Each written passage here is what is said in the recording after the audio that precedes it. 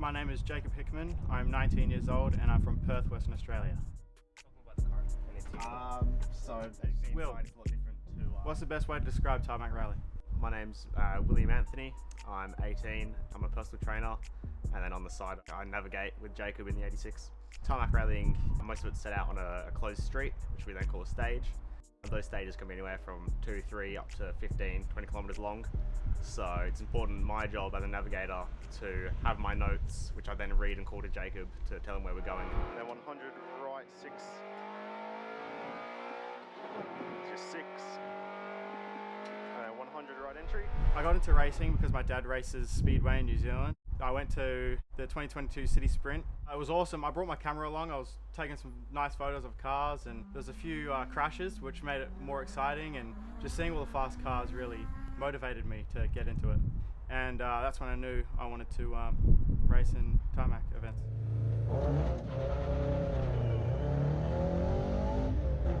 So my first race was a bit nerve-wracking at the start line, and then we just did it, and it was really fun. Our first win, we took that with an accident of another car. So they went off, lost 30 seconds, and we managed to gain 30 seconds. So I'm like, that's racing, stuff happens. What the fuck is that? The exhaust fucking blew off.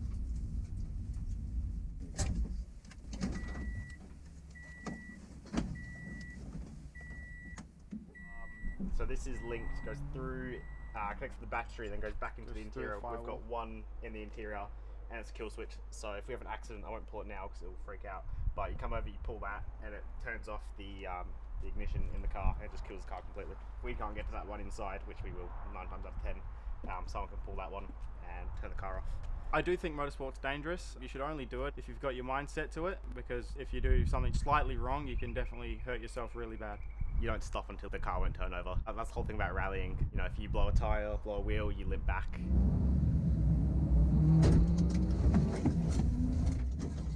You've seen in the past some navigators getting notes wrong. And there's been some pretty big offs and crashes. Him shouting notes at me is awesome, because that's how I stay on the road, and yeah.